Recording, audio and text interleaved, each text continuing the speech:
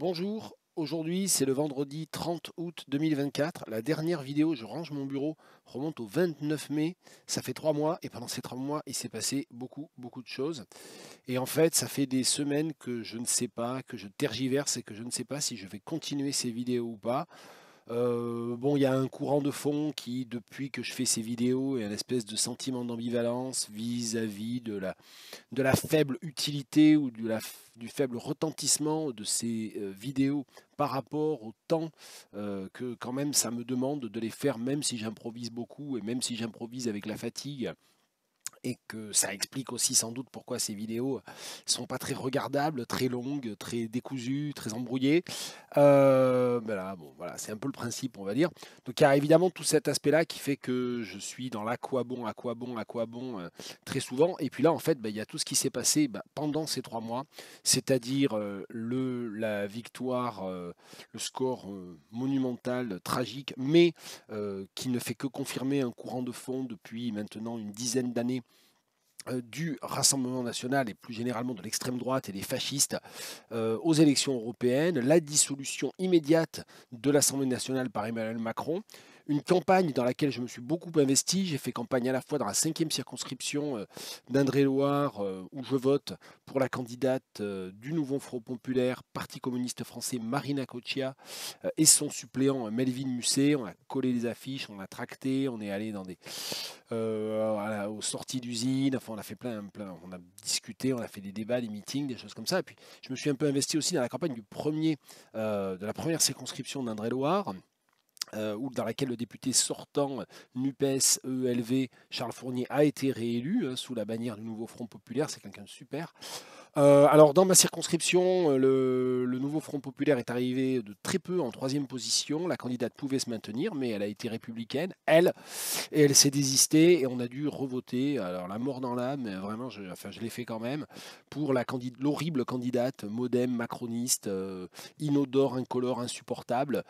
Voilà, donc, et comme, voilà, et ça déjà, c'était tout ce contexte très compliqué, et même si le soir du second tour, on a échappé pour l'instant au pire, c'est-à-dire à une majorité relative ou au resco référence absolu du Rassemblement national et de ses alliés fachos, eh bien, on est quand même dans une situation complexe, et surtout parce que maintenant, depuis plusieurs semaines, alors que le nouveau Front populaire est arrivé en tête, a proposé a un programme extrêmement détaillé, extrêmement abouti, approfondi, validé par des centaines d'économistes, dont certains de renommée internationale et prix Nobel, etc. Je ne vous refais pas l'article. Euh, il y a un nom qui est sorti depuis maintenant 1 mois et demi, Lucie Castet. Et alors moi, au début, je disais Castex parce que je suis né dans les Landes, j'ai vécu dans les Landes, et il y a un village au nord de Dax qui s'écrit exactement comme le nom de celle qui devrait déjà être notre première ministre, mais ça se dit Castex. Et donc là, il paraît qu'elle, elle dit Casté, qu'il faut dire Casté. Ok, donc Casté, dont acte. Voilà, et donc on est dans cette espèce de délire total et de scandale institutionnel total, avec la confiscation du pouvoir par Emmanuel Macron et les macronistes, qui refusent le résultat des urnes, qui disent explicitement que le programme du nouveau Front populaire ne leur plaît pas, et qui donc s'assoient sur le principe constitutionnel qui impose au président de nommer Premier ministre le ou la candidate du bloc majoritaire, du bloc arrivé en tête. Et donc, je ne sais pas comment ça va finir. En tout cas, dans l'immédiat, c'est pas en train de finir très bien, et c'est absolument dramatique. De toute façon, ça va se finir par le fascisme au pouvoir et ou l'insurrection. Alors, dans quel ordre? L'insurrection avant, après, je ne sais pas. Mais dans ce contexte-là, repartir au travail comme je le fais depuis quelques jours paraît d'une absurdité totale, et on comprend comment, en fait, des régimes non démocratiques, des régimes autocratiques, autoritaires, réussissent à s'asseoir comme ça, progressivement. C'est que, faute de réactions collectives organisées, structurées, euh, qui est en train un petit peu de se réfléchir et de se penser. Moi, je vais aller à un certain nombre de réunions pendant le mois de septembre, mais faute d'une riposte quand même extrêmement forte et très marquante du peuple, de la rue, etc., eh bien, on s'aperçoit qu'en fait, on a un pouvoir sortant qui s'assoit sur les institutions, qui s'assoit sur les règles du jeu démocratique et qui met en place une sorte de gouvernement soi-disant technique, mais qui en fait tout, hein, qui vient de carotter 1 milliard d'euros à la transition écologique et à l'environnement. Par exemple, ça c'est pas technique, hein, c'est ultra idéologique et c'est totalement dans la droite lignée de ce que fait Macron depuis 7 ans, c'est-à-dire que c'est un homme de droite, c'est un gouvernement de droite, anti-écologique, anti-transition écologique, anti-minorité et enfin, qui fait une politique de casse qui détruit la vie des plus pauvres et des plus modestes. Bon, je ne refais pas l'article là encore, mais enfin voilà, on est dans cette logique-là. Et donc, bah, voilà, ça fait des semaines et des semaines que ce gouvernement démissionnaire devrait carrément ne pas être du tout aux affaires. Ce gouvernement démissionnaire est en fait un gouvernement illégitime, et on voit qu'un gouvernement illégitime gouverne depuis maintenant plusieurs semaines, enfin 6 ou 7 semaines, j'ai perdu le compte. Donc dans ce contexte-là, je le disais, très difficile d'aller au travail. Enfin, on le fait quand même, mais très difficile de se motiver à trouver un sens à son travail. Et puis très difficile encore plus, évidemment, de trouver un sens à des activités qui relèvent toujours un petit peu des marges de mon travail et qui est en l'occurrence l'exploration des textes que je lis, des essais, des textes littéraires en vidéo dans cette série exhaustive ou théoriquement exhaustive ou quasiment exhaustive. Je range mon bureau.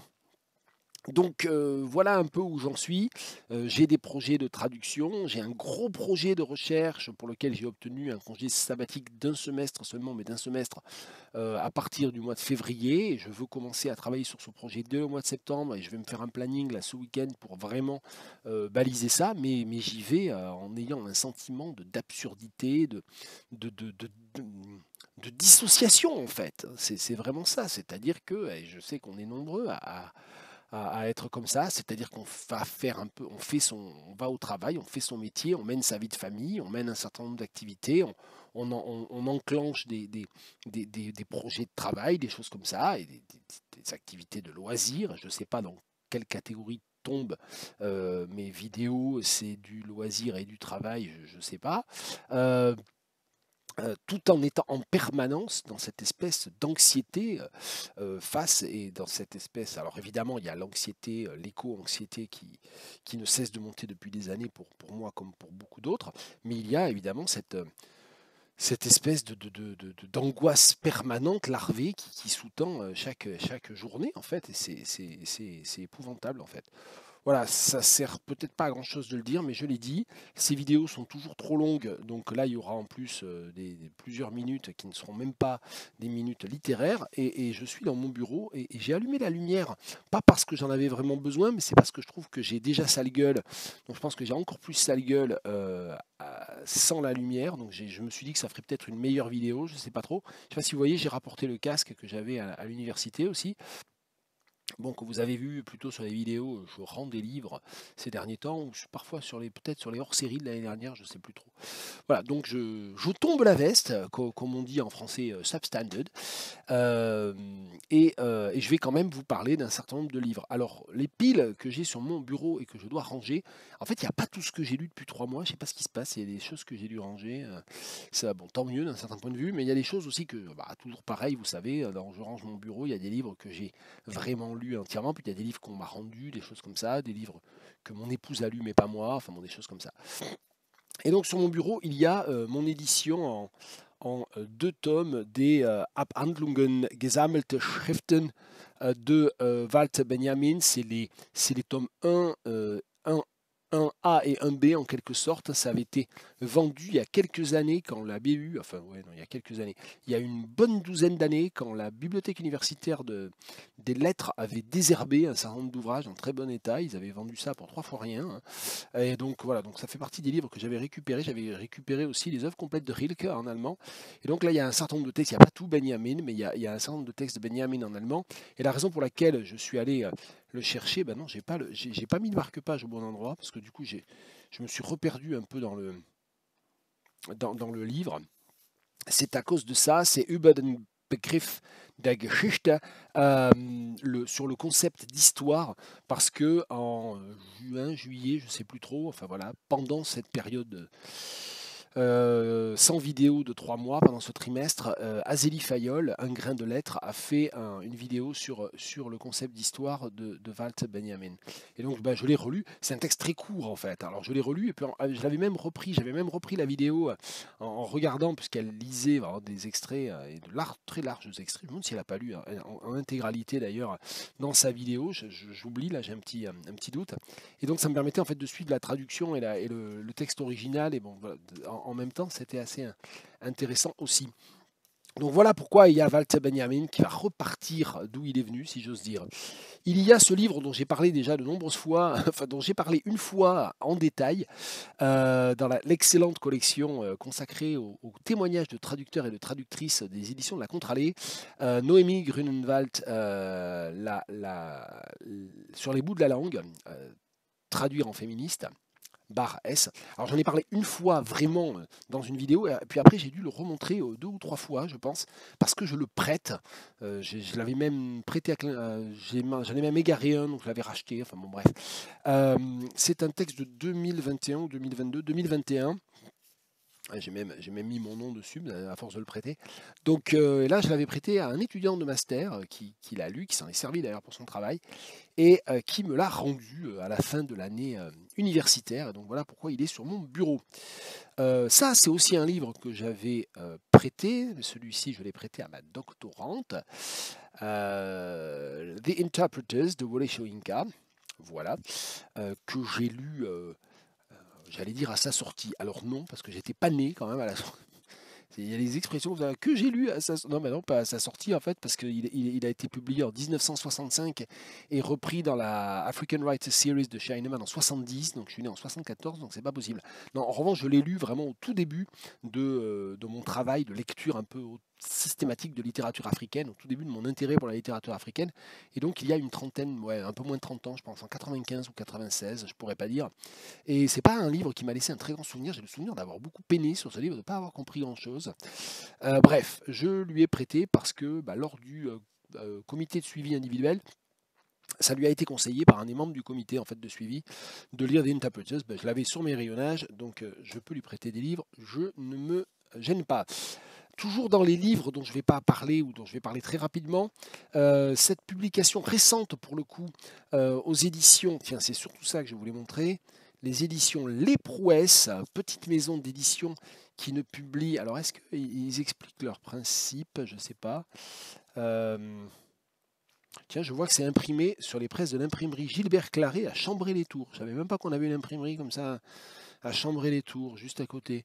Voilà, les éditions Les Prouesses publient des œuvres littéraires qui font résonner des voix féminines venues du monde entier pour agrandir les imaginaires et ouvrir à d'autres sensibilités. À travers des parutions ou des traductions inédites en France, Les Prouesses veulent remettre en lumière des textes historiques qui ont marqué la littérature au féminin. Et donc depuis 2022, ont paru Un chant écarlate de Mariam Abba, La mémoire amputée de Were Were Lee King, si j'y arrive, L'amour libre d'Alexandra Kollontai, Contre-chant d'Audre Lorde, donc ça c'est une traduction d'Audre Lorde que je n'ai pas regardée, que je n'ai pas lue, en fait il faudrait, il y en a, je crois qu'il y a une autre traduction d'Audre Lorde qui sort ces jours-ci, je ne sais plus si c'est chez Les Prouesses ou pas. Et également Combien de cœurs, mémoire d'une femme docteur de Nawal El Saadawi. Et enfin, donc celui-ci, L'Oiseau Rouge, paru au printemps 2024, L'Oiseau Rouge, mémoire d'une femme Dakota, Zit Kalassa. Zit Kalassa, c'est l'autrice, c'est traduit de l'anglais, et c'est un des premiers textes, ou le tout premier texte écrit par une femme amérindienne ou appartenant aux Premières Nations d'Amérique du Nord. Également connue sous le nom chrétien de Gertrude Simmons Bonin. Et donc, Zit Kalassa, elle est née, elle a couvert un peu les 2 siècles, 19e et 20e. Elle est née en 1876, elle est morte en 1938. Et elle est la fondatrice, ou une des fondatrices, du National Council of American Indians. J'avais lu ce texte, ou des extraits de ce texte, il y a assez longtemps, en fait, en anglais, parce qu'on m'en avait parlé dans un colloque, je crois, je ne sais plus très bien, ou dans une séance de travail de séminaire, c'est un souvenir nébuleux. Et donc, quand il est paru, eh bien, mon épouse l'a acheté sur mon conseil, elle l'a lu, et moi, je ne l'ai pas lu, donc je ne peux pas en parler.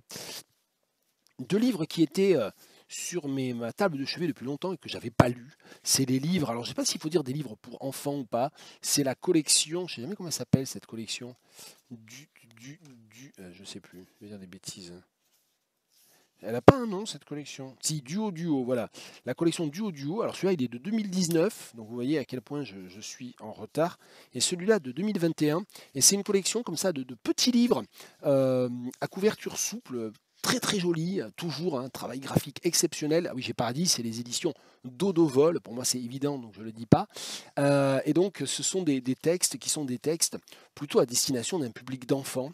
Euh, mais c'est pas non plus dans le format album, parce qu'ils ont aussi des albums clairement à destination des enfants et même des petits en fait, aux éditions Dodovol. Allez sur le site des éditions Dodovol, participez à la souscription, enfin allez voir un peu leur catalogue. Et là, celui-là donc de 2019, c'est un texte, un conte d'Ananda Devi, Les promenades de Timothée, en version bilingue. Donc Ananda Devi, elle a écrit la version créole en créole mauricien et la version française. Et d'ailleurs, moi je connais pas bien, enfin je connais pas du tout le créole mauricien, mais voilà, ça fait un petit moment que j'en vois passer de temps en temps, puis je m'accroche un peu. Et voilà, en fait, c'est deux textes assez radicalement différents quand même. Voilà. L'histoire est à peu près la même, mais les images, les mots, etc. sont, enfin voilà, il y a quand même de temps en temps des comparaisons, des métaphores, qui ne sont pas exactement les mêmes. Donc c'est vraiment deux textes assez différents, comme il arrive souvent quand quelqu'un s'auto-traduit. Et donc c'est le cas ici avec Ananda Devi. Et donc celui-ci, Cécile O'Haraud et Odile Sauve ou Sauvé, Sauve, je pense. Et j'avoue que j'ai pas vérifié laquelle est l'autrice et laquelle est l'illustratrice. Voilà, non. Cécile O'Haraud, c'est la conteuse, et l'illustratrice, c'est Odile Sauve. Voilà, on va y arriver. Et là encore, richement, très beau, très belles illustrations, et bilingue. Par exemple, ici, à la page 56, vous avez le texte en créole, une illustration, une autre illustration de l'autre côté, et donc la partie française, elle est en page 59. Donc c'est pas exactement en face à face, et puis évidemment, il y a d'autres pages sur lesquelles c'est en face à face aussi. Voilà, les éditions Dodovol, je ne ferai jamais assez de pub pour les éditions Dodovol. On va continuer avec des textes que j'ai lus plus récemment. Un livre, alors en fait, il aurait fallu que j'aille sur Facebook et que je redise ce que j'ai écrit sur Facebook parce que j'en ai pas mal parlé, j'avais fait un billet assez long. C'est compliqué ces histoires, hein, les circulations entre le blog, le vlog, les réseaux sociaux, bon, bref. C'est le deuxième roman de Alan Paton. Alors Alan Paton, je ne suis pas tellement en mesure de le présenter. C'est un écrivain du XXe siècle, sud-africain, surtout connu pour son premier roman Cry the Beloved Country, traduit en français, je crois, par Pleurs au pays bien aimé. J'ai lu ça quand j'étais à la fin du lycée, je crois, un truc comme ça. J'en ai pas grand souvenir. Et c'est vrai que quand j'ai commencé à lire, et d'une part de la littérature sud-africaine, je lisais et puis ensuite de la littérature d'Afrique subsaharienne. Je suis allé vers un certain nombre d'écrivains sud-africains. Je ne suis pas allé vers Peyton, qui est pourtant un des auteurs classiques, on va dire, hein, dûment estampillé comme anti-apartheid, bon, libéral, etc. Mais je ne sais pas pourquoi, je ne suis pas du tout reparti vers lui. Et puis là, lors de mon séjour en Afrique du Sud début avril, je suis resté je suis resté 5 jours à Durban et ensuite une petite dizaine de jours, un peu moins de 10 jours à Pietermaritzburg. Et quand j'étais à Maritzburg, en fait, j'ai été quand même frappé parce que je me suis beaucoup promené à pied. Et j'étais le seul blanc d'ailleurs à me promener à pied, hein, il faut bien dire. Enfin bon, je vais pas commencer à faire une analyse à la serpe et de type café du commerce de mon expérience à Durban et à Maritzburg. Mais à Maritzburg, donc la grande artère, hein, qui traverse la ville, c'est l'Allen Payton Avenue. Et d'ailleurs, j'en ai parlé avec des profs lors d'une soirée, en disant que c'était quand même, je m'étais interrogé, en disant quand même, alors Alan Payton, certes, il est de Pietermaritzburg, mais c'est vrai que comme il est blanc, on aurait pu penser que même si il était, on va dire, du bon côté, les édiles, le conseil municipal aurait pu choisir à un moment donné de célébrer quelqu'un d'autre. Bon, c'était sans doute un choix très consensuel aussi, hein. Mais voilà, et ça, je me suis dit quand même, il faut que j'aille lire Alan Paton, et ce livre en fait était sur les étagères dans la bibliothèque de ma mère depuis très longtemps. Donc c'est le deuxième, Too Late the Philanthropy, et c'est très bien en fait. J'ai beaucoup aimé ce livre. Il y a je trouve en fait que, enfin, je pense que Coetzee, notamment dans ses premiers livres, hein, John Maxwell Coetzee a dû, je pense, pas mal s'inspirer de Peyton, de son écriture, de la manière dont il produit des analyses ou de l'analyse psychologique. Donc ça, je pense que ça a un petit peu joué. Il y a et en même temps, c'est, comment dire, ça fait un peu penser aussi au roman d'ambiance familiale britannique avec un peu des secrets, des conflits de génération, mais qui sont des conflits de génération qui se cristallisent autour de questions traditionnelles, de traditions. Bon, ici, il y a toute une question religieuse qui entre en jeu.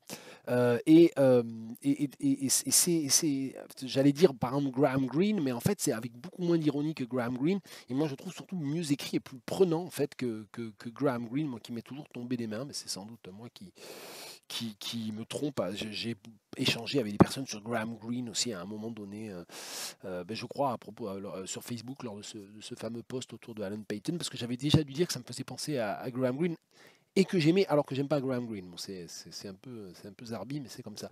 Et donc, euh, alors c'est un livre, je ne vais pas raconter l'histoire, l'intrigue, on va dire, tient en très peu de mots, hein. C'est autour d'un homme relativement jeune, la trentaine, qui est l'archétype j'allais dire du gendre idéal, hein, mais c'est le fils idéal dans sa famille. Il a, il a fait la guerre, il participe au maintien de l'ordre, mais il est il le fait de manière extrêmement humaine, pacifique, etc. C'est un grand champion de rugby, il va sans doute à un moment donné jouer dans l'équipe des Springboks, et en fait, il commet l'irréparable aux yeux des lois d'apartheid. Et c'est pas tellement seulement non, aux yeux des lois d'apartheid, c'est qu'effectivement, ça vaut une condamnation judiciaire très lourde. Je crois que ça peut aller jusqu'à la peine de mort, il me semble, hein, dans le roman, c'est problématisé. Euh, mais surtout, ça vaut condamnation sociale, et au sens où ça rejaillit négativement sur toute sa famille. C'est-à-dire sa famille qui est assez traditionnaliste. Son père, quand il apprend qu'il a fait ça, le chasse de sa maison et détruit tout ce qui est lié à son fils, qui était le héros de la famille jusque-là. Et alors, quel est cet irréparable, allez-vous me dire? Eh bien, c'est qu'un soir, dans un champ, il a eu une relation, alors extramaritale déjà, effectivement, mais une relation sexuelle avec une femme noire. Et donc ça, c'est le crime le plus abject aux yeux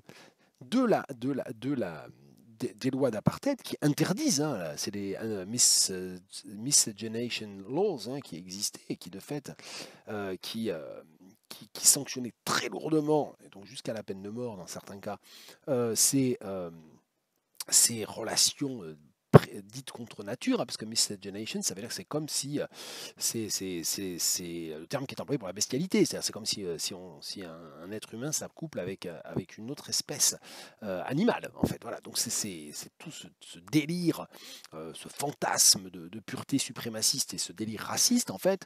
Et donc il est au cœur du roman, et ça, évidemment, ça fait tout exploser, et le roman permet justement de mettre sur le devant de la scène tout ce fonctionnement juridique, sociologique, complètement aberrant en fait. Et ça en démontre l'aberration. Mais ça en démontre l'aberration de manière pas du tout militante, par petites touches, en empruntant les codes du roman psychologique et du roman social.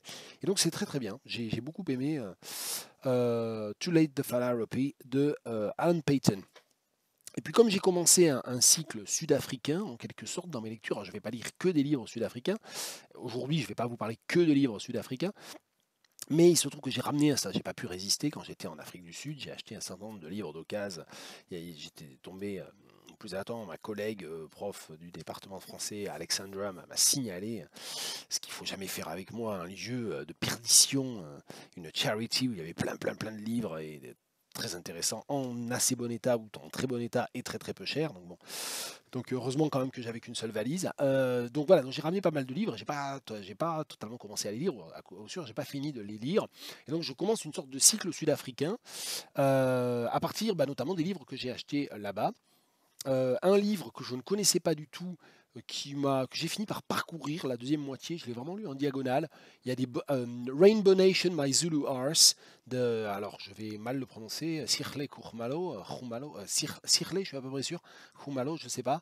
Euh, et qui donc, alors Cyril Oumalo, c'est un journaliste, écrivain voyageur qui apparemment est connu, moi je le connaissais pas, qui avait déjà écrit un certain nombre de livres comme ça, notamment il a fait un livre sur l'Afrique en racontant un voyage qu'il a fait du Cap au Caire, qui s'appelait Dark Continent, My Black Arse. Donc, oui, littéralement, hein, le continent noir, mon cul noir. Non, mon cul, évidemment. Hein, mais c'est vrai qu'en français, on ne peut pas ajouter un adjectif à l'expression mon cul.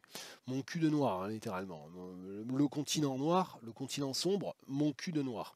Et donc là, Rainbow Nation, My Zulu Arse, la nation arc-en-ciel, mon cul. Mon cul de Zoulou, ici. Donc c'est vrai que bon, la quatrième de couverture, le titre, tout ça, je me suis dit, bon, c'était 65 rand, je sais plus comment c'est, enfin, c'est de 2 euros, 3 euros. Donc bon, je l'ai pris en m'attendant à quelque chose d'un peu, à la fois d'un peu analytique et d'un peu in your face, quoi, enfin un peu combatif. Et puis c'est vrai que de temps en temps, alors il appuie là où ça fait mal, il essaie de dénouer les contradictions de la gestion du pays par l'ANC, du fait que en fait, l'apartheid a évidemment été aboli, mais que les formes de ségrégation et à coup sûr d'inégalités sociales extrêmement graves et de chômage, tout ça sont encore en place. Donc tout ça, c'est dans le livre. Mais c'est fait d'une manière en fait que je trouve pas très intéressante. Il rentre pas dans le détail, il raconte de manière assez superficielle, il zappe en fait beaucoup. C'est-à-dire que il y a 2 pages pour une ville, une page pour un monument. Ponctuellement, il va dire en 1 ou 2 paragraphes des choses très intéressantes, mais après, voilà, ça se prolonge pas. Et donc, ça donne une impression vraiment de petites vignettes sans avoir comment dire, la concision et la rigueur d'écriture des vignettes. Donc c'est un peu comme des vignettes boursouflées, quoi. Je sais pas comment dire. C'est un peu dégueulasse ce que je suis en train de dire, hein, pour ce livre-là. C'est pas un mauvais livre, hein. Bon, je pense que quelqu'un qui travaille, des sociologues et même oui, des sociologues, des spécialistes de sciences politiques et même des littéraires qui travaillent sur l'Afrique du Sud, c'est un livre enfin, c'est un livre, et peut-être les autres livres de cet auteur aussi. Il faut aller regarder ce qu'il y a dedans, hein. C'est pas un mauvais livre du tout. Mais bon, voilà, moi ça m'a assez vite lassé, et donc je l'ai parcouru. Celui-là aussi m'a un petit peu lassé. Il m'a d'abord beaucoup plu, puis il a commencé à me saouler un peu dans les 50 dernières pages. Et là, normalement, si on était sur Twitch et que c'était en interactif, il y a quelqu'un qui dirait non, mais c'est toi qui as un problème. Peut-être. Mais dans Je range mon bureau, je ne prétends pas émettre des avis impartiaux, neutres. Ça n'existe pas. La neutralité, l'impartialité, ça n'existe pas. On peut essayer de tendre vers la neutralité ou l'impartialité. On peut souligner les moments où l'on n'est pas neutre, où l'on est partial ou subjectif, quand on s'en aperçoit, et le dire. Et je le fais, je ne m'en prive pas, il me semble. J'essaie d'être le plus honnête là-dessus.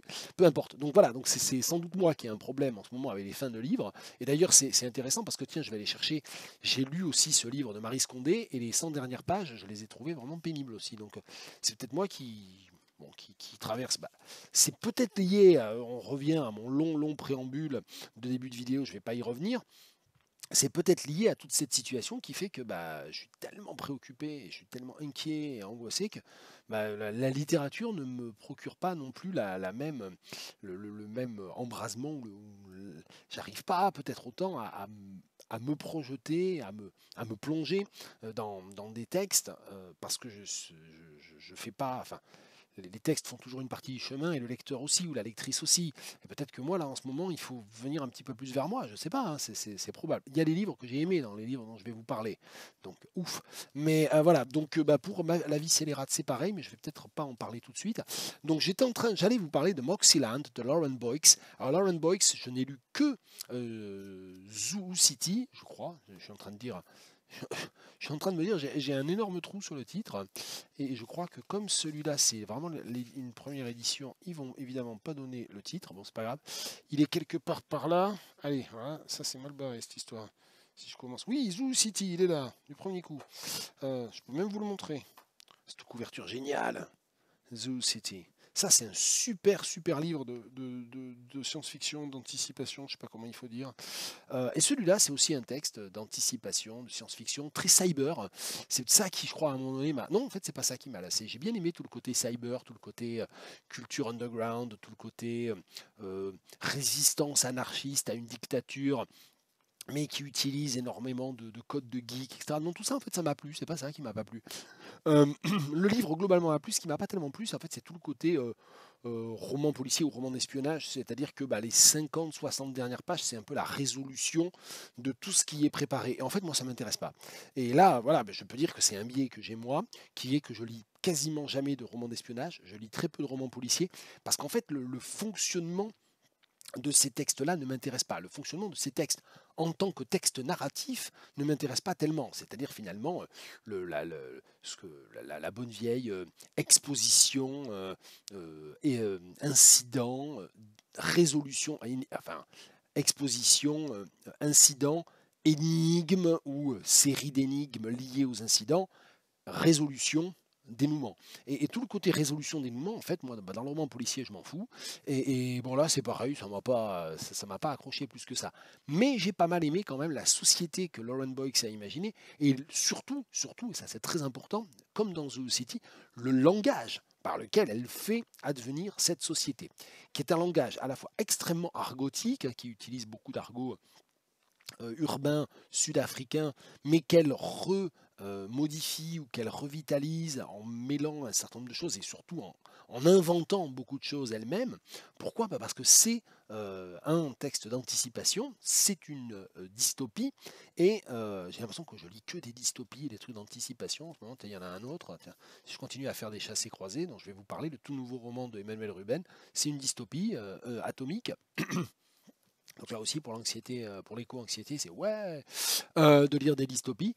Euh, mais bon, voilà, moi j'ai jamais eu un rapport de escapist, je sais pas comment on dit en français, à la littérature. Je lis pas de la littérature d'évasion, je lis pas pour m'évader. Si je m'évade, le livre, je vais vite le refermer parce qu'il va justement pas réussir à se substituer à ce qui m'inquiète ou à mes préoccupations. Donc je peux pas me déprendre en fait. Bon. En tout cas, je ne peux pas me déprendre par la littérature, par la lecture, parce que c'est pas que la littérature, en fait, c'est aussi dans les essais ou dans des textes qui ne sont pas littéraires réellement au sens strict. Je viens de taper dans le micro, ça a dû faire du barouf. Arrête de faire des grands gestes. Donc, Moxieland, c'est une dystopie dans un... Alors, c'est un univers un peu comme on le voit dans un certain nombre de films de science-fiction, anticipation, dystopique, dans des villes à moitié ravagées, avec quelques on va dire, milliers ou dizaines de milliers de personnes qui appartiennent à une élite et qui sont privilégiées, qui ont accès à l'eau, à la nourriture, à des logements de très grande qualité, avec tout confort, toute prestation, etc. Et puis il y a évidemment l'immense majorité de ceux qui sont dans la pauvreté, qui vivent dans des quartiers complètement délabrés, dans des logements complètement délabrés, et qui sont plus ou moins esclavagisés en fait. Donc on est dans ce type de situation-là. Mais le livre est très chouette. Je me rends compte que j'ai pas lu un seul extrait des livres dont je vous parle. Mais écoute, c'est comme j'ai beaucoup parlé au début et comme en dépit de ce que je pensais, je suis relativement inspiré pour parler des livres. Si en plus je lisais les extraits, on n'en sortirait pas. Donc ça va peut-être être une journée sans extrait. Allez savoir. En plus, si on veut être complètement exhaustif, euh, j'ai publié Alors sur Twitter, sur Facebook, hein, voilà, je publie Instagram un peu aussi où je vais très peu parce que j'y comprends rien, mais de temps en temps ça me prend, c'est sur Instagram. Euh, je publie des extraits, des pages, etc. Des livres que je suis en train de lire. Donc là, tous les bouquins dont je vous parle, il y a un moment donné, il y a quelques pages qui traînent par-ci par-là, de tous ou presque tous sur les réseaux sociaux. Donc voilà, donc je lis pas l'extrait de Moxieland de Lauren Boyce. Je suppose qu'il a été traduit en français. Enfin, alors celui-là, à mon avis, je pense pas que ça soit traduit en français, les livres de Cirlé Khumalo. Mais Lauren Boyce Zoo City a été traduit, a eu même eu un certain succès d'estime, je crois, ou un certain succès même au-delà de l'estime, populaire peut-être, je pourrais pas dire. Il y a quelques années, et Moxieland, je suppose, a été traduit aussi, je pourrais pas dire. Comme je l'ai caché pendant quelques instants, je fais une petite parenthèse conversationnelle comme ça, à propos de, de cette gravure, de ce linotype. Voilà, j'ai cherché le mot. C'est un linotype de Christelle Vallée, qui est une artiste tourangelle, je ne sais pas, enfin, de la région en tout cas, dont on avait acheté quelques linotypes il y a déjà quelques années. Je ne sais plus très bien à quelle occasion, un truc genre atelier ouvert, ou comme ça. Et j'aime beaucoup, j'aime beaucoup ce linotype. Je trouve qu'en ce moment, il est particulièrement, vous l'avez peut-être déjà vu hein, en décor, il est particulièrement significatif. Bref, on dit non, et puis la Macronie dit oui. Crois qu'on a dit oui. Tiens, je vais le mettre comme ça. Non, alors, il cache un peu les Pléiades, donc en fait, il n'est pas là en permanence, il est là que comme décor. Quand je fais des vidéos, parfois, depuis quelques temps, je le mets. Il y a eu toute une polémique, c'est aussi pour ça que je voulais parler de ça. Il y a eu toute une polémique sur Twitter à partir de. Je crois que c'était une photo de Raphaël Enthoven qui était interrogé. Alors, il se trouve que le problème, c'était le discours qu'il tenait. Euh, oh, pas Raphaël Enthoven. Ah ben dis donc, le lapsus révélateur, Raphaël Glucksmann, ouais, ben, un autre droitard, il faut croire. Hein. Bon, quand même, j'ai beaucoup plus d'estime intellectuelle Enfin, j'ai de l'estime intellectuelle pour Glucksmann, j'ai des désaccords politiques profonds.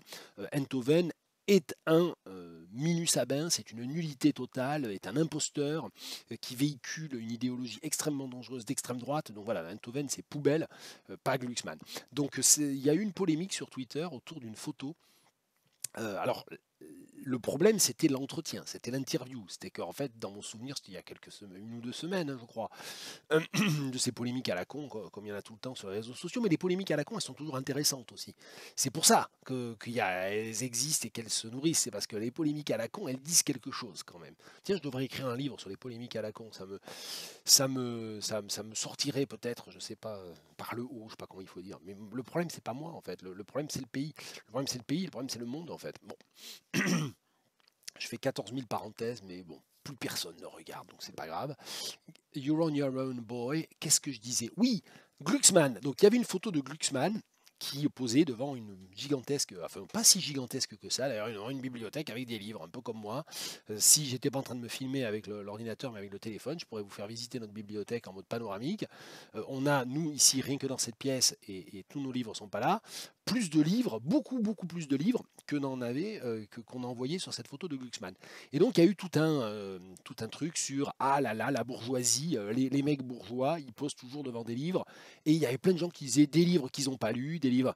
Alors, il y avait évidemment les Pléiades qui revenaient, c'est pour ça que je fais une allusion. Alors, la raison pour laquelle je me filme devant les Pléiades, c'est pas parce que je veux montrer les Pléiades. En fait, j'aimerais vraiment pouvoir cadrer beaucoup plus. Et très souvent, d'ailleurs, je me débrouille à cacher les Pléiades, à être un peu devant les Pléiades, pour que vous regardiez plutôt des bouquins qui sont les bouquins qui sont là, qui sont des bouquins de littérature africaine, principalement un peu antillaise. Enfin, là, c'est les livres nigérians. Là, il y a plutôt là, en fait, c'est quasiment que Noureddin Farah. Et puis, il y a Derek Walcott. C'est mes chéris, en fait. Hein, un petit peu. Puis là, vous les voyez pas trop. Mais là, il y a l'Afrique du Sud. Enfin, il faudrait que je bouge un peu le truc. Voilà, si je faisais ça, vous les verriez.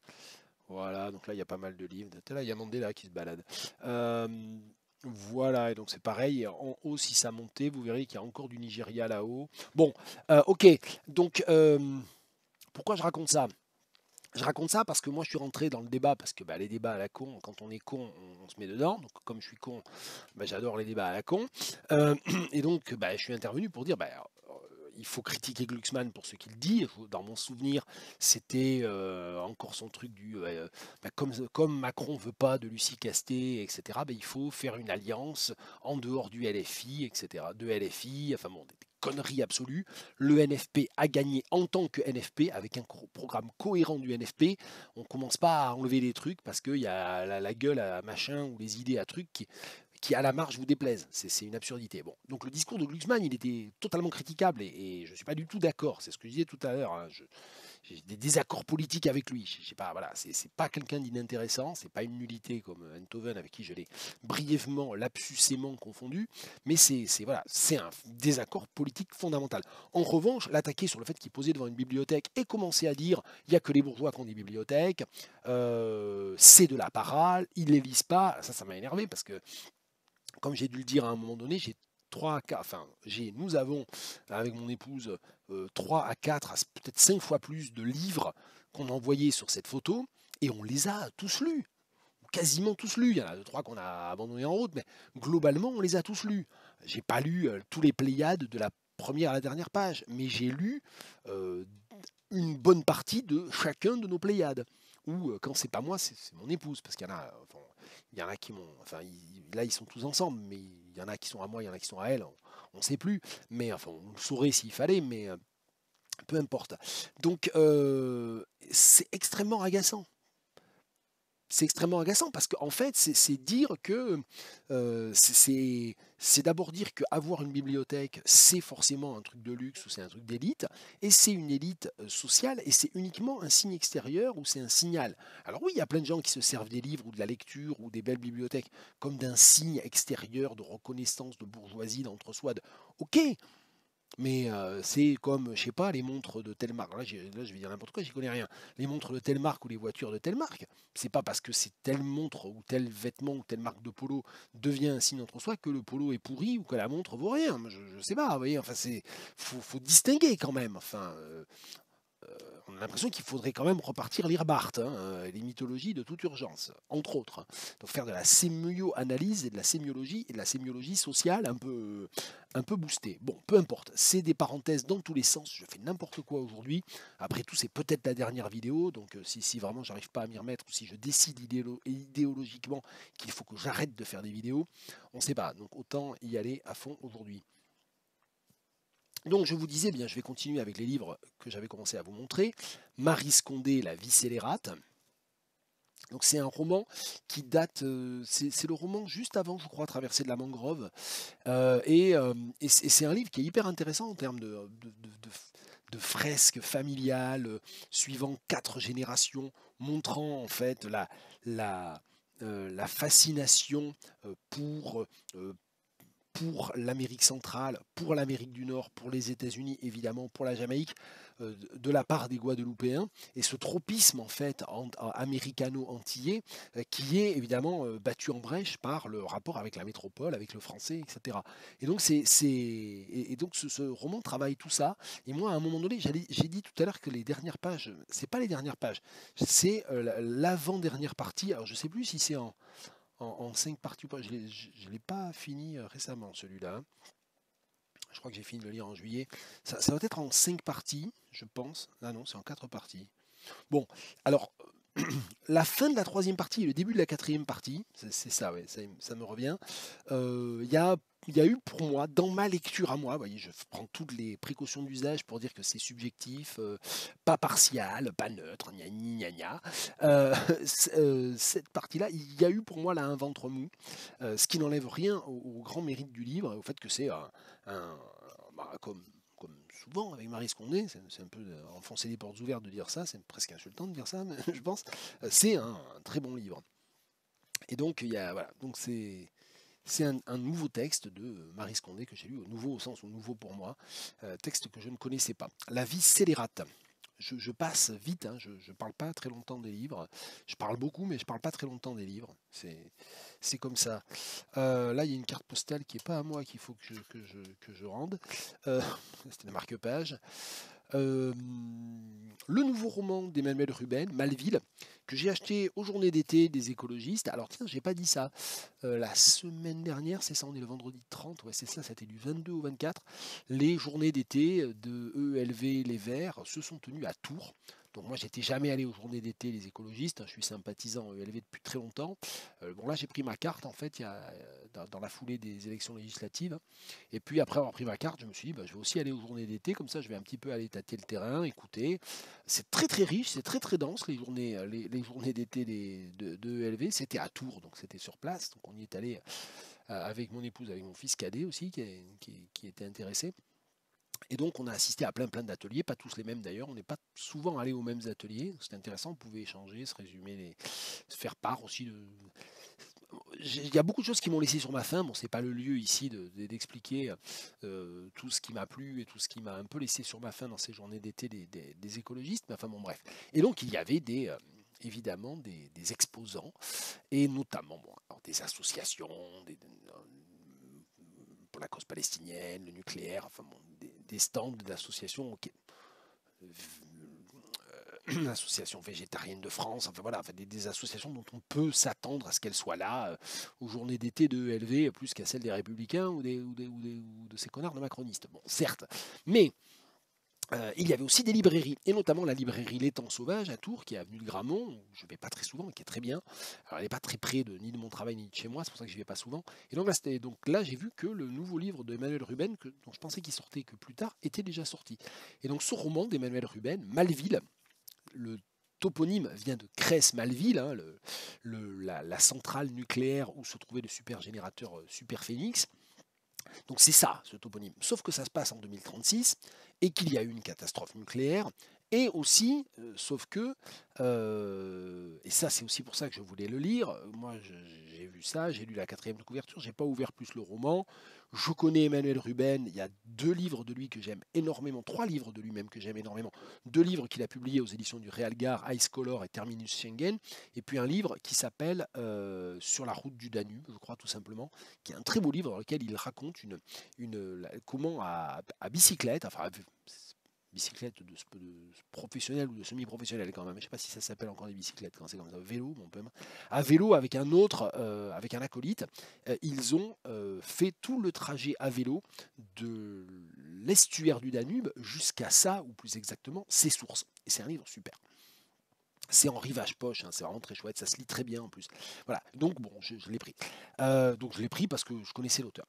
Mais je l'ai pris aussi parce que, je ne sais pas si vous vous souvenez, mais il se trouve que c'était il y a un an pile, je suis retombé sur la vidéo, j'ai lu l'été dernier, ou juste avant l'été dernier, j'avais relu un roman de Robert Merle, et moi j'ai lu beaucoup de livres de Robert Merle quand j'étais adolescent, j'avais décidé de relire Maleville de Robert Merle.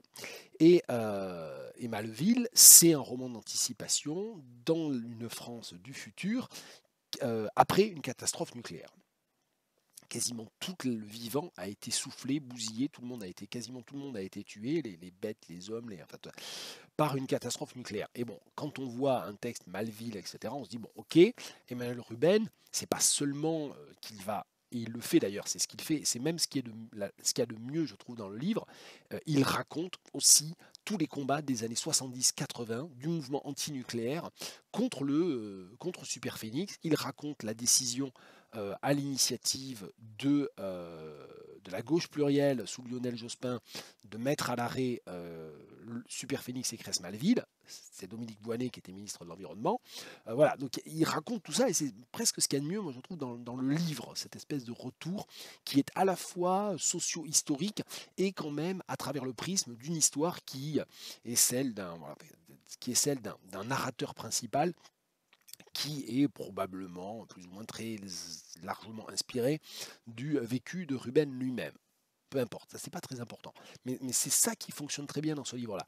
Et donc, moi je m'étais dit, bon, ok, Maleville, il sait forcément, c'est une réécriture de Maleville. Alors effectivement, il n'a pas laissé trop de doutes sur cette question-là. Emmanuel Ruben, là, il est en photo, voilà. Puisqu'il y a 2 épigraphes. Une épigraphe, ouais, une épigraphe, je crois. Puis si c'est faux, on corrigera ou pas. 2 épigraphes, j'espère que ça fait. Est-ce que ça fait la mise au point? Une de Vassili Grossman, Vie et Destin. Le nom du traducteur ou de la traductrice, il est passé aux oubliettes, hein, comme d'habitude. C'est n'importe quoi, j'aime pas ça du tout, c'est comme ça. Je le dis, hein, si un jour Emmanuel Ruben où j'ai pas dit c'est quoi les éditions Stock, c'est quoi Stock, voit ça, bah, c'est pas bien. Je suis désolé. Même en épigraphe, même si c'est pas un essai, même si c'est pas un truc universitaire, quand on met les mots français qui n'ont pas été écrits textuellement par Vassili Grossman, mais par son traducteur ou sa traductrice, on le met. En disant ça, j'ai une énorme angoisse en me disant que ça se trouve Vie et Destin de Vassili Grossman que j'ai pas lu. C'est un texte c'est un texte écrit direct en français, mais je crois pas quand même, hein. Qu'est-ce qui se passe? Vassili Grossman. Alors on va y aller. Vassili Grossman. Vassili Grossman. Ah, titre original en russe. Ouf. Bon.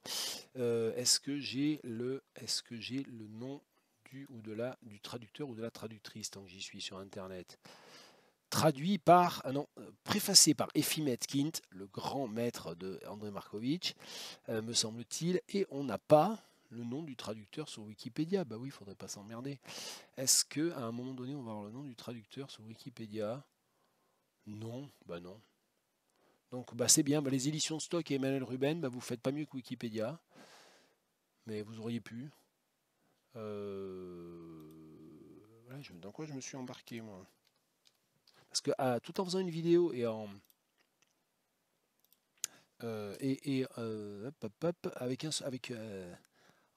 n'ayant qu'une seule main, c'est pas évident, hein.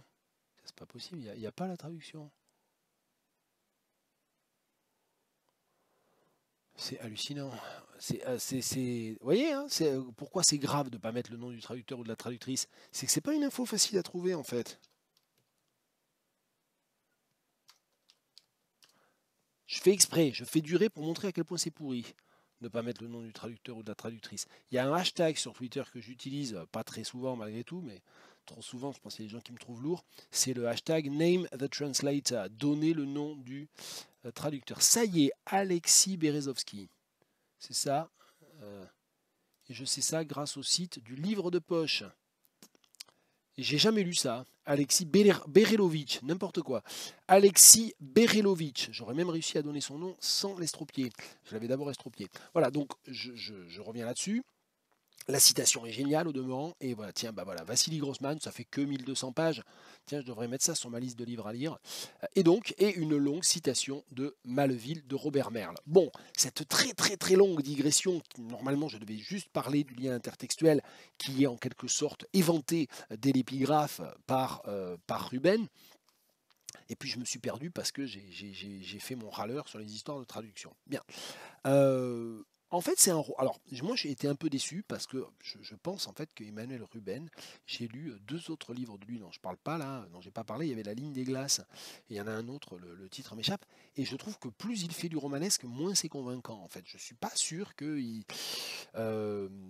parce qu'il cherche justement à faire roman, c'est-à-dire à s'inscrire dans des codes un peu traditionnels du roman. Et moi, je trouve que quand il réussit, quand il est le plus intéressant, c'est quand il part carrément euh, dans des ce qui pourrait paraître des digressions historiques, sociologiques, etc., soit carrément dans du lyrisme au sens double du terme, c'est-à-dire évocation de la nature et évocation des sentiments d'un personnage, d'un protagoniste, d'un focalisateur, etc., etc. Et donc, et là, finalement, dès qu'il essaie de relier ça à une histoire d'amour, à une histoire de trahison, à la relation entre deux figures de père différents, l'un qui est un antinucléaire, l'autre qui travaille et pour qui la Super Phoenix est toute sa vie, etc. Donc, ça, c'est moins réussi, en fait, je trouve. Et voilà. Et pour ça, j'ai pas trouvé le roman parfaitement réussi. Après, je pense que c'est un roman qui va forcément intéresser des gens qui s'intéressent à cette question du combat antinucléaire ou de la question parce que c'est un roman qui tranche de manière très nette sur le fait que le nucléaire, l'utilisation civile du nucléaire qui au départ est à usage strictement militaire, et déjà on sait avec quel type de problématique et quel type de mortalité, quel niveau de mortalité. Donc c'est un roman qui tranche très clairement, et pour Emmanuel Ruben, ça ne fait pas de doute, même si c'est un roman, le nucléaire, c'est l'abomination, c'est l'erreur absolue du XXe siècle. C'est-à-dire d'avoir décidé d'utiliser comme énergie quelque chose d'aussi dangereux, d'aussi peu maîtrisé et d'aussi aberrant, c'est vraiment une des très très grandes erreurs de l'humanité. Voilà.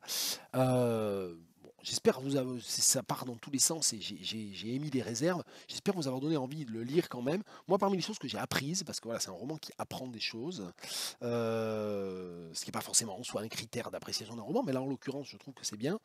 J'ai appris qu'en fait, il y avait eu, lors de la mobilisation contre l'implantation de Super Phénix à Cress-Malville, euh, des, une répression policière extrêmement brutale, comme quoi ça ne date pas, hein, ça ne date pas d'hier qu'un gouvernement utilise la police pour réprimer un mouvement politique pacifiste, comme avec les soulèvements de la terre, comme avec le collectif des Bassines, hein, Bassines non merci, no Bassaran, tout ça. Bon, là, on voit depuis quelques années à nouveau la police et le gouvernement criminaliser des revendications légitimes.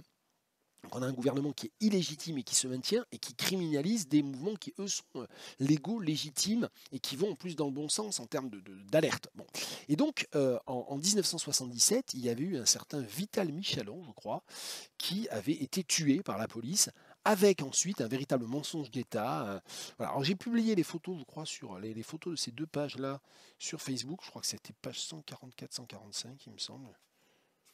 Je ne sais plus. Ouais. Et il fait le parallèle avec Rémi Fraisse. Voilà, donc c'est le chapitre 19, et le chapitre 19, il commence par une visite. Alors, les personnages principaux sont des adolescents, ça se passe avant la catastrophe, dans les années 80-90, hein, et donc le personnage principal découvre la stèle en l'honneur de Vital Michalon, 31 ans, tué par les forces de l'État le 31 juillet 77 lors de la manifestation contre Super Phénix. Et ça, c'est page 140, et quelques pages plus loin, le narrateur fait le parallèle avec Rémi Fraisse. Bien sûr, disait Marcel, la police française ne reconnaîtrait jamais que ce jour-là, elle avait assassiné un homme, comme elle ne reconnaîtrait pas, 37 ans plus tard, le meurtre de Rémi Fraisse, tué dans les mêmes conditions par une grenade offensive sur une autre ZAD. À la radio, le soir, les journalistes annonceraient que Vital Michalon était mort d'une crise cardiaque. Mensonge d'État, comme à chaque fois qu'il était question du nucléaire. Mensonge d'État pour camoufler un crime d'État, et ça que l'État mente et que ses crimes restent impunis, ça le foutait en rogne Marcel. Donc Marcel, c'est le père anti-nucléaire. Paysan en fait, qui habite, hein, donc ça se passe, c'est Cress-Malville, c'est le Rhône, hein, c'est la vallée du Rhône. Voilà, donc Malville d'Emmanuel Ruben. J'espère voilà, avoir donné envie à ceux que ces questions-là intéressent d'aller le lire. Un livre que j'ai lu là parce que normalement j'ai une étudiante de M2 qui doit travailler dessus. Bon, même si finalement elle ne travaille pas dessus, c'est pas grave, hein, elle m'aura forcé à le relire. Et elle m'aura forcé à l'acheter aussi parce qu'en fait je l'avais lu en bibliothèque. Tiens, je disais tout à l'heure, dans notre bibliothèque, il y a beaucoup, beaucoup de livres. Et en plus, non seulement on les a à peu près tous lus, mais en plus, il y en a plein qu'on a lus et qu'on n'a pas. Ça, c'est les BU, hein, vous le savez, si vous suivez cette chaîne. Il y a la série Je rends des livres, dans lesquels vous voyez bien tous les livres que je parcours, que j'emprunte, que je lis intégralement et qui, à un moment donné, n'encombrent pas mon bureau, puisque c'est des livres empruntés. Et donc, le deuxième roman de Chimamanda Ngozi Adichie, Half of a Yellow Sun, je l'avais lu avec l'exemplaire de la BU. Et donc là, comme cette étudiante va probablement travailler dessus, je l'ai acheté pour pouvoir le lire tranquillement pendant l'été et l'avoir sous la main tout le reste de l'année. Et j'ai beaucoup aimé. Je m'en souvenais pas très bien, je m'en souvenais moins bien que Peu pour l'hibiscus, parce qu'il y a 2 ou 3 ans, j'ai relu aussi Peu pour l'hibiscus que j'avais pas relu depuis sa sortie. Alors là, je peux le dire, oui, je l'ai lu à sa sortie. Half of a Yellow Sun, c'est 2007 2006, pardon, et je l'ai lu en 2007 ou 2008, quelque chose comme ça. Et j'ai mes téléphones qui font voup voup, ah oui, comment on dit en français, qui vibrent, voilà. J'ai mes téléphones qui vibrent, donc je vais regarder ce que c'est. Il n'y a pas de montage, de toute façon. Je fais n'importe quoi.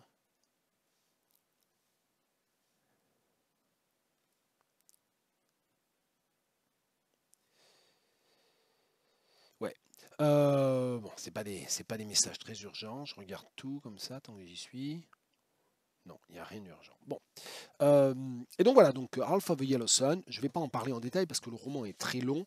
C'est un roman qui raconte, et c'est un roman que Adichie a écrit quand elle avait même pas 30 ans, et c'est un roman qui raconte la guerre du Biafra, c'est-à-dire tout ce qui s'est passé en fait finalement depuis l'indépendance du Nigeria, avec le mécontentement grandissant et les failles et les fractures grandissantes entre le Nord, comme on disait, pour ne pas dire les États à dominante Haoussa et ou musulmane, et les États du Sud-Est, c'est-à-dire les États soit franchement Igbo, soit assimilés à l'ethnie Igbo. De manière plus ou moins justifiée d'ailleurs. Je ne rentre pas dans les détails, j'ai dit. Donc, et ça raconte en fait la guerre, ça raconte toutes les années de guerre, la fin de la guerre, la défaite évidemment des sécessionnistes, la défaite des tenants de l'Igboland, et, bon, à travers une série de personnages. Il y a plusieurs personnages principaux qu'on suit, trois vraiment principalement. Et donc c'est un roman qui est très complexe. Et en le relisant, alors deux remarques. Une dont j'ai fait état sur Facebook, donc ceux qui m'ont déjà lu sur Facebook, vous pouvez zapper, c'est, j'allais dire l'énigme à Dichier. Non, c'est pas une énigme, mais puis à la rigueur, on s'en fout. Elle, ça l'intéresse. Les gens qui travaillent sur elle, ça les intéresse certainement. Mais moi, d'un certain point de vue, ça m'est égal. À Dichier, elle a écrit trois très bons livres. C'est ses trois premiers livres. C'est Pas pour les Besqueuses, le roman de 2003. C'est Half of a Yellow Sun, le roman de 2006. Et c'est le recueil de nouvelles, The Thing Around Your Neck, qui, je ne sais plus, qui a été publié entre les deux ou juste après celui-ci. Mais enfin voilà, qui sont des textes qu'elle a écrits quand elle n'avait pas 30 ans. Après, elle a écrit Americana, qui a été publié pas très longtemps après, donc elle avait 33 ans, quelque chose comme ça, 34 ans. Americana, qui est encensé, qui est souvent celui qui est le plus cité, dans le monde anglophone un petit peu moins, mais en France, en général, tout le monde, enfin les gens qui parlent de Adichie, en sont toujours avec Americana. Alors il y a aussi les deux petits essais d'Irija Wele, bon, notamment le manifeste féministe, bon, mais ça, je mets ça à part, parce que c'est des tout petits textes, c'est un peu une espèce d'introduction vraiment un peu sommaire aux questions féministes. Bon, c'est des textes qui ont leur utilité, mais je ne parle pas de ça. Dans ces grandes œuvres de fiction, c'est Americana, à l'heure actuelle, son dernier roman publié, parce que ça fait maintenant 12 ou 13 ans qu'elle n'a pas publié de roman. Elle a publié il y a 2 ou 3 ans un livre que j'avais chroniqué d'ailleurs, Notes on Grief, qui était un peu raté, ou bon, qui était même pas réellement entièrement émouvant, ce qui est un peu étrange, puisqu'elle parle de la mort de son père, du fait qu'elle n'a pas pu aller, qu'à cause de la pandémie de Covid, elle n'a pas pu aller aux funérailles, etc. Donc c'est quand même un texte qui devrait être un peu poignant. C'est un texte qui ne fonctionne pas tout à fait, qui hésite entre plusieurs thèmes, entre plusieurs itinéraires narratifs ou textuels. Bon, moi, j'ai pas trouvé ce texte très marquant. J'en avais parlé il y a 2 ou 3 ans quand il est sorti et quand je l'ai lu. Peu importe. Ce que je voulais dire, c'est que Americana, c'est un peu le roman d'Adichie, quoi, pour les gens. Il y a beaucoup de gens qui ont lu que Americana. Et c'est pas que c'est un mauvais livre, c'est un bon livre, Americana. Mais c'est un bon livre avec quelques défauts, avec un petit peu quand même de. C'est un livre qui veut trop en dire, qui dit beaucoup de choses et qui est très. Et c'est ça qui est très étrange, qui est beaucoup plus lourd, lourdingue même, que les premiers livres d'Adichie. Et moi, j'ai vraiment l'impression qu'Adichie, c'est comme si elle avait dans ses 3 premiers livres, les 2 romans et le recueil de nouvelles, euh, vraiment, on a l'impression maintenant, on peut commencer à le dire, ça fait 15 ans qu'elle a publié ces livres, plus de 15 ans qu'elle a publié ces livres-là.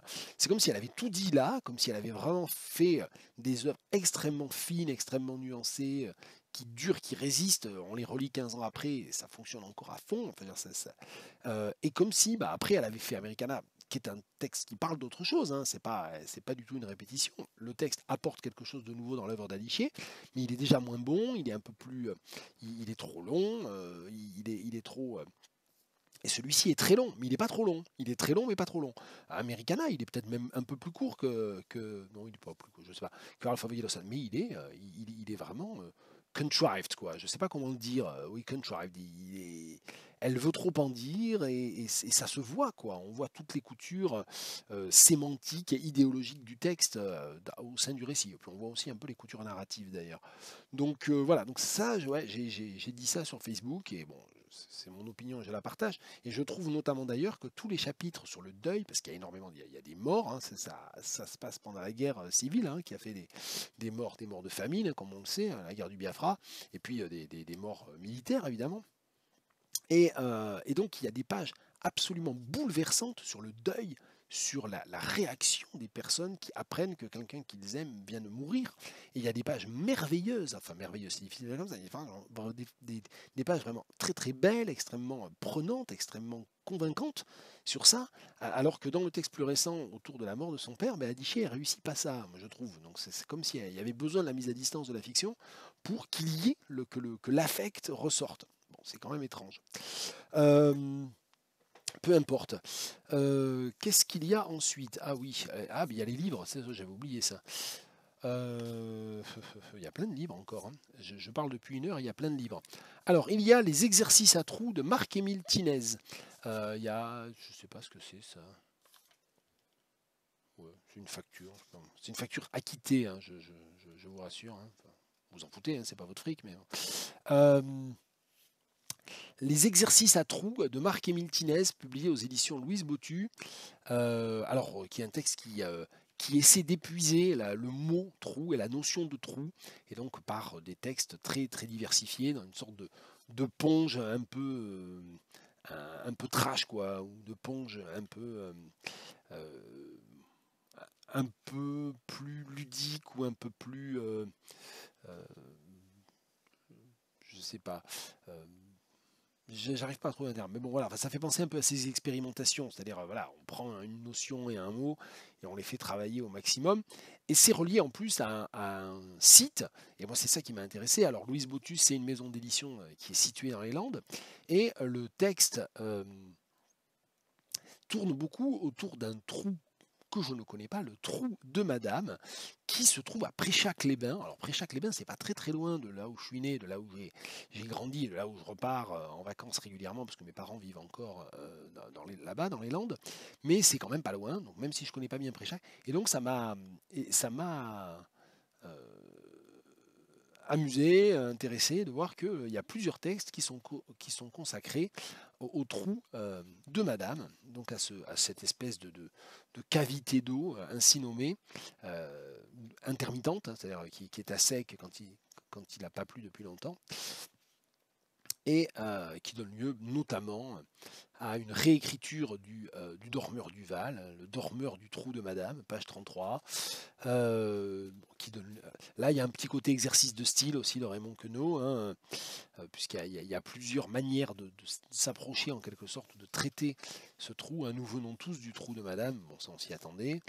Euh, il croit savoir ce qu'est une figue, là encore, hein, référence à Ponge, et pas du tout ce qu'est la poésie. Moi, je ne sais pas ce que c'est que le trou, encore moins ce que c'est que la femme. Et puis, c'est ce que je voulais dire, il y a le trou gascon. Alors, le trou gascon, normalement, c'est comme le trou normand, hein, c'est entre eux, alors entre deux plats, ou entre le plat et le fromage, ou entre le fromage et le dessert, on sert un petit peu d'armagnac. Et ça, c'est le trou, beaucoup d'armagnac d'ailleurs, hein, souvent. Ça, c'est le trou gascon. Et donc là, le trou gascon, euh, donne lieu à un poème en 3 brefs fragments qui est donné en bilingue, hein, gascon et français. Donc voilà, moi ça m'a plu aussi à cause de ça, parce que le gascon c'est la variante de l'occitan que je connais un peu, ou que je connais moins mal que les autres, et ça m'a fait plaisir d'en lire dans un livre. Marc-Émile Tinez, à l'identité énigmatique, j'ai promis de ne pas en dire plus, à l'éditeur, Exercice à trous, édition Louise Bottu. Et ensuite, j'ai acheté 3 livres aux éditions Angle Mort. Les éditions Angle Mort qui sont situées, je ne sais pas où. J'ai l'impression que c'était en Belgique, moi. Je ne sais pas pourquoi. Oui, c'est ça, oui, c'est en Belgique, je crois. Et donc j'ai acheté, parce qu'en fait ce qui se passe, c'est que j'ai voulu lire le roman, c'est présenté comme un roman, c'est annoncé comme roman, de Julia Lepers, Morley Fall. Morley Fall, qui est alors c'est un livre alors c'est peut-être un roman, mais c'est un roman de 38 pages quand même, et c'est un roman qui travaille un certain nombre de motifs qui sont les motifs du western. Donc c'est une histoire qui se passe dans le contexte du western. Donc il y a un côté un petit peu Robert Coover, Jack Spicer. Donc je pense que Julia Lepers, elle est l'autrice de 2 très beaux livre de poèmes, et elle fait encore ici œuvre de poète. Il y a vraiment une continuité. C'est présenté, d'ailleurs c'est présenté je crois comme un roman, ça avait été présenté comme un roman sur les réseaux sociaux, où elle-même elle avait dit roman, il me semble, mais là je vois écrit roman nulle part. Bon, voilà. Et donc à l'occasion de la publication de ce livre, tant qu'à commander directement auprès de l'éditeur, tiens regardez, on a même un numéro d'édition, ça se fait plus tellement ça. Voilà, donc j'ai le numéro 175 sur 315 exemplaires estampillés authentiques de cette première édition. Et donc, j'ai acheté 2 autres livres, tant qu'à faire. Un livre traduit de l'anglais par Fanny Garin, hein, c'est un Prise de Eileen Tabios, pardon. Donc c'est une poète américaine. Et donc là, j'ai le numéro 45 sur 170 exemplaires. Et ça, c'est paru en juillet 2022. Et enfin, un autre livre que j'ai bien aimé, écrit par la traductrice de l'autre livre, Fanny Garin, Nature sans titre, Angle Mort édition, et là j'ai le numéro 018 sur 300. Voilà, c'est histoire de tout dire, et ça a été publié en juillet 2020. Voilà, et j'ai bien aimé ce livre de poèmes. Je ne connaissais pas du tout cette autrice, Fanny Garin, et j'ai vraiment bien aimé ça, et le mieux c'est quand même d'en lire. Allez, j'ai pas beaucoup lu aujourd'hui, donc je vais vous lire un extrait. Je remonte l'écriture, j'essaie d'animer des amours par de l'eau, une salive, et la mer me descend régulière, la mer accouple, la mer défait. Les poètes, groupes et figures ne supportent pas la mer qui va et vient et va. Les sables et sexes s'assèchent méthodiquement. Des enfants ont construit des ponts et tunnels, ils croulent. Les ongles minuscules des enfants incrustés de sable et terre, ils courent. Et les images qui étaient mouillées maintenant collent, contaminent, se déchirent par endroits qui sont blancs, masquent les bras, épaules, souvenirs, morsures de chair. On ne recolle pas, on refait, on défait. Je remonte l'écriture, je replace sur la toile les morceaux détachés d'une peinture de montagne. C'est un des poèmes des Natures sans titre de Fanny Garin aux éditions Angle Mort. Et je vais terminer avec des textes un peu disparates. Un que j'ai acheté en librairie à Mont-de-Marsan, j'en ignorais l'existence. C'est un texte de philosophie des sciences. Thibaut de Meyer, c'est la version, on va dire, pour le grand public de sa thèse de doctorat apparemment. Et ça s'appelle « Qui a vu le zèbre? L'invention de la perspective animale ». Et c'est un livre que j'ai lu en juillet, que j'ai beaucoup aimé. Ça m'a appris énormément de choses, qui m'a fait vraiment réfléchir sur des choses que je ne connaissais pas, sur la manière dont les expérimentations en éthologie à partir de l'histoire du regard. Donc c'est un livre qui mêle en fait la zoologie, l'éthologie et en fait la réflexion sur la perspective, le perspectivisme. Donc pas le perspectivisme au sens animal, puis le perspectivisme évidemment au sens de l'architecture et de l'histoire de l'art. Et le point de départ en fait c'est ça, c'est-à-dire un document qui montre le zèbre vu par un humain, par un autre zèbre, par un lion et par une hyène. Et oui, on dit une hyène et pas une hyène. C'est un H non aspiré. Donc on dit l'hyène et pas la hyène. Je sais, tout le monde dit la hyène. Moi, je disais ça, on dit pas, c'est débile. Hein. Tout le monde dit la hyène. Mais si on regarde le dictionnaire, normalement, il faudrait dire l'hyène. Sauf que si je dis l'hyène ou une hyène, tout le monde me regarde comme si j'avais dit une imbécilité. Et en fait, j'en ai dit une. Hein. Faut être pragmatique aussi. C'est-à-dire, c'est comme le après que plus indicatif. Les rares personnes qui disent après que plus indicatif, tout le monde s'arrête comme si elles avaient profané quelque chose. Plus personne, enfin tout le monde dit après que plus subjonctif. Donc c'est devenu, cet usage est tellement majoritaire, tellement même quasi unique, qu'il est la nouvelle règle. Il faudra juste que les grammaires normatives se décident à l'entériner. Peu importe. Donc voilà, ça c'est le point de départ du livre. Et donc il travaille sur la question des zébrures, il raconte comment on travaille en labo sur ces questions-là. il revient sur un certain nombre d'historiens de l'art, de zoologues. Il remonte pas mal en arrière, hein. Vers l'histoire de l'art, il remonte jusqu'au début de la Renaissance. En éthologie, en zoologie, il revient au 19e siècle. Il cite le président Roosevelt, le premier, un grand chasseur d'animaux, et un certain nombre. Et il parle beaucoup d'Uxkul. Et j'avoue que Uxkul, dont j'avais déjà entendu parler, mais pas autant en détail, ça m'a quand même pas mal donné envie d'aller lire les textes de Uxkul. Mais bon, voilà, il faudrait des journées de 72 heures. Voilà, donc je ne rentre pas plus dans le détail. Je pense que si vous allez sur le site de l'éditeur Les Liens qui libèrent, je ne l'ai pas dit, voilà, vous aurez une bien meilleure présentation de l'argumentation, de ce dont parle le livre, mieux que ce que je n'ai fait, hein. Donc, en fait, il pose plein de questions, il ne donne pas tellement de réponses au fond. C'est un vrai livre de philosophie parce qu'il reconvoque Leibniz, il reconvoque Nietzsche, il s'interroge aussi sur les questions d'idéalisme et de rationalisme aussi par rapport à ça. Et donc, voilà, il relie les questions d'éthologie, de perspectivisme animalier, et donc toute cette question aussi de la décentralisation du regard, avec le perspectivisme en histoire de l'art.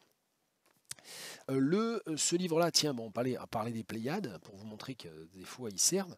Et bien là, par exemple, j'ai relu pour la 3e fois le même texte d'André Breton. La première fois que je l'avais lu, c'était pas en Pléiade, parce que le Pléiade, je ne l'avais pas encore, parce qu'en fait, il n'était pas sorti. Je sais pas de quand il date, les Pléiades, ils doivent dater de fin années 90, début des années 2000, je pense. Peut-être, ouais, non, peut-être années 90 carrément, en fait. Mais bon, moi, j'ai eu un grand moment surréaliste, on va dire ça comme ça. J'ai lu énormément de textes surréalistes quand j'étais adolescent, donc début des années 90, on va dire, vite fait. Et donc Nadja, je l'ai lu au début des années 90, et je l'ai relu il y a, je sais pas, il y a une quinzaine d'années, je pense. Et là, je l'ai relu parce qu'on est allé à au manoir d'Angot à Varangeville. J'ai cru que je disais une bêtise. On est allé en vacances 3 jours en Seine-Maritime et sur les traces d'ailleurs d'un certain nombre d'écrivains. On a visité la maison des Champs de Corneille, on a visité le château où est né Guy de Maupassant, mais il en est parti à 3 ans, il n'y est jamais revenu, donc, mais c'est un très beau château, hein, le château de Miroménil. On est allé voir la maison d'évacuerie à Villequier et le cimetière où est enterrée non seulement Léopoldine, mais aussi la femme de Hugo Adèle et la fille Adèle, et puis surtout évidemment Charles Vacquerie, hein, le jeune époux de Léopoldine noyé avec elle, hein. Donc voilà, donc c'est un lieu évidemment quand on a lu les Contemplations, quand on connaît bien tout ce drame, c'est un lieu vraiment chargé d'histoire. Donc on est aussi allé à Villequier, qui d'ailleurs la commune ne s'appelle plus Villequier, elle fait partie d'un regroupement de communes, je ne sais plus, bon, peu importe, bon, c'est Villequier, hein, malgré tout. Et donc on est allé au manoir d'Angot à Varangeville, et le manoir d'Angot, qui est célèbre, enfin qui est lié, qui s'appelle comme ça parce que il a été fondé par Angot, qui à la fin du 16e, à la fin du je vais y arriver, fin du 15e, début du 16e, a été un grand explorateur de la grande époque des découvertes, donc évidemment de l'impérialisme nautique européen. Et donc, comme il était blindé, bah, évidemment, il a construit ce château, qui est un château très étrange et très beau, qui a notamment un très gros pigeonnier. Et le pigeonnier d'Angot, il se trouve parmi les photos incluses par Breton dans Nadja, parce qu'en fait, il a écrit les 2 tiers, hein, les 2 grandes premières parties de Nadja, dans ce manoir d'Angot, à Varangeville. Bon. Euh, Là encore, j'ai écrit des billets sur Touraine Sereine, sur Facebook, etc. Je ne rentre pas dans le détail, mais ça m'a vraiment donné envie de relire Nadja. Donc j'ai relu Nadja en amont de ce voyage. Et Nadja, c'est pas du tout mon texte préféré de Breton, mais je comprends pourquoi, à chaque fois que je le relis, je comprends pourquoi il a cette importance-là aussi dans l'œuvre de Breton. Et je termine par un livre qui m'a été envoyé par son auteur. Donc voilà, on termine en beauté, à tout seigneur, tout honneur. Emmanuel Pinger que je lis depuis 6 ans maintenant, puisque j'ai eu connaissance de son existence il y a 6 ans, je crois, c'était en 2018, peut-être qu'il a publié son livre en 2019, puisqu'il a publié un livre aux éditions Louise Bottu. Ce livre s'appelle Tulip Blues, je l'avais chroniqué à l'époque, j'en avais lu des extraits. Emmanuel Pinger, bah, comme son nom l'indique, c'est comme ça qu'on a été en contact, c'est quand j'avais lancé le projet Pinger en amont du centenaire de la naissance de Robert Pinger. C'est un petit-neveu de Robert Pinger. Et alors ces livres n'ont rien à voir avec ceux de son grand-oncle, ou pas grand-chose à voir, enfin Si je voulais rentrer dans les détails, si j'étais plus en forme, je pourrais commencer à essayer de faire quand même une sorte de filiation très comme ça de raccro, mais enfin globalement c'est pas du tout la même esthétique ni les mêmes histoires, on va dire ça comme ça. Et donc alors Tulip Blues était une histoire carrément loufoque de livreurs perdus dans la nature, sur les routes, qui doivent livrer des objets absurdes, sans fonctionnalité réelle. Bon. Et ici, La Lointaine. C'est une intrigue qui est beaucoup plus traditionnelle, qui est très suisse en fait.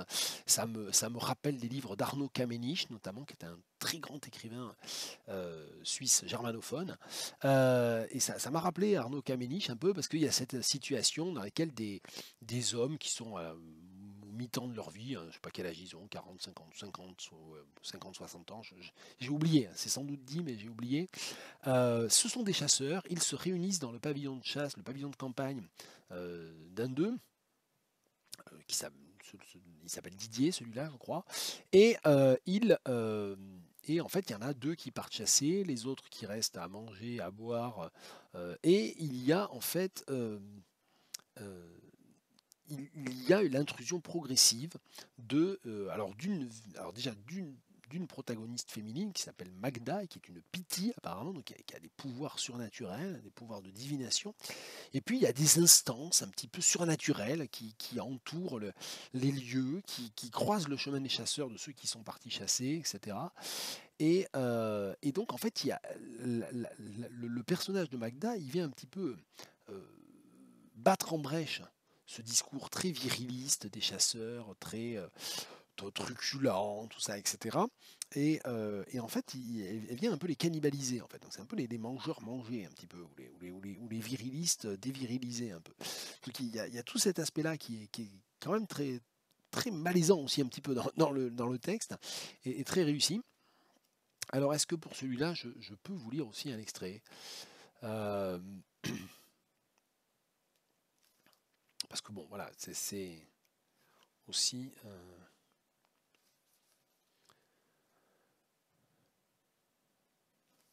Ah, un extrait dans lequel on va peut-être entendre tiens, j'ai encore tapé dans le micro, un des points de convergence potentiels entre Emmanuel Pinger et Robert Pinger. Las, Thiel s'est mise à l'écart de ce beau monde pour songer à son domaine ainsi qu'aux anciens. Il ne se sentait pas à la hauteur des Fontil, n'avait jamais respecté leurs coutumes, et même l'entretien le plus sommaire lui était devenu pénible. Le manoir prenait littéralement l'eau. Depuis qu'il avait hérité avant l'heure de son bien, renvoyer les jardiniers et le maçon avait été son seul fait d'armes. Tu es une injure. Tu déçois tant que tu dures. Certes, 2 jardiniers pour une si grande propriété, c'était léger. Et le maçon, on l'avait plutôt plus souvent surpris aux alambics qu'à inspecter les façades. Sans ses 3 employés, 4 avec la gouvernante qui avait rendu son tablier après que Didier eut égaré ses mains dessous, le domaine était à l'abandon, ce qui expliquerait l'invasion rampante des Pythis. Mais peut-être ont-elles toujours été là. Il ne savait plus rien, Didier. Il se laissait submerger par la prophétie. Vous périrez dans les flammes de la liberté. Le domaine Thiel, je ne sais pas comment il faut dire, Thiel, sombrera qui se composait des éléments suivants: le manoir, l'annexe du manoir, la brutaline, le sous-bois giboyeux, le petit vignoble pentu, les ruches, la forêt, la ruine, les falaises, le bois des clandestins, le puits sans emploi, le chemin des bénitelles, les vergers rutilants et le pré, la route glaise, 3 méandres de la Blure, l'allée Huguette-Babule, d'innombrables chemins et sentiers dont celui des Saules et celui du Cloaque, la roseraie, la stèle de l'abbé Mardy, la gravière, les gorges du Sautadé, la colline du major Félix, la grotte aux chauves-souris, la datcha de Vladimir, le marais Gindre et sa taverne, le Pépi Guggenheim, des chasseurs avec ou sans permis, des couples et des familles de Hollandais, pour ne pas dire des meutes, une faune discrète mais bien présente, des habitants assez revêches. Et là, la petite convergence que je vois, moi, avec l'œuvre de Robert Pinger, c'est à la fois dans la topographie, c'est-à-dire le fait d'inventer un lieu extrêmement complexe et qu'on va essayer de détailler dans ses éléments. Et ça rappelle un peu l'Inquisitoire, hein, un des textes les plus connus, un des grands textes phares de Robert Pinger. Et puis il y a aussi dans la toponymie, c'est-à-dire comme quasiment toute l'œuvre de Pinger se situe dans un territoire fictif, dans un pays fictif, qui est entre Fantoine et Agapa, hein, pour citer un de ses tout premiers livres. Euh, Là, on a dans l'utilisation d'une typonymie avec les noms de ruisseaux, les noms d'allées, avec des personnages qui ont toujours des noms un peu ridicules, hein, Huguette, Babule, bon voilà. Là, on trouve, et puis même des, des- des verbes qui deviennent des toponymes. Geindre, le marais, geindre. Ça fait très Robert Pinger aussi. Donc là, oui, il y a il y a quelque chose qui se joue quand même. Je ne sais pas si ça se trouve facilement en France. C'est chez un éditeur suisse. Elis Hélas, c'est le nom de l'éditeur. Emmanuel Pinger, La Lointaine. Voilà, et bien j'ai fini et je vous ai parlé de 20 livres, pile, si on compte les 2 tomes du Benjamin comme 2 livres. Voilà, voilà. Bien écoutez, on va voir à quelle sauce antidémocratique et pénible, et c'est pas drôle du tout, hein. Peut-être que j'ai l'air de parler de ça de manière détachée, mais je ne le suis pas du tout. À quelle sauce antidémocratique on va être mangé dans les jours qui viennent, mais c'est pas rigolo tout ça. Donc peut-être que c'était la dernière vidéo, je range mon bureau. Peut-être que je vais rebondir d'une autre manière. Peut-être que je ferai des vidéos pour vous tenir au courant, pour vous parler un peu de mon projet de recherche aussi. Je ne sais pas, j'ai pas d'idée. Je vais voir déjà ce que je réussis à faire de ce que je suis obligé de faire, mes obligations professionnelles, mon travail de traducteur, etc. Et puis pour les vidéos, on verra. Bonne journée.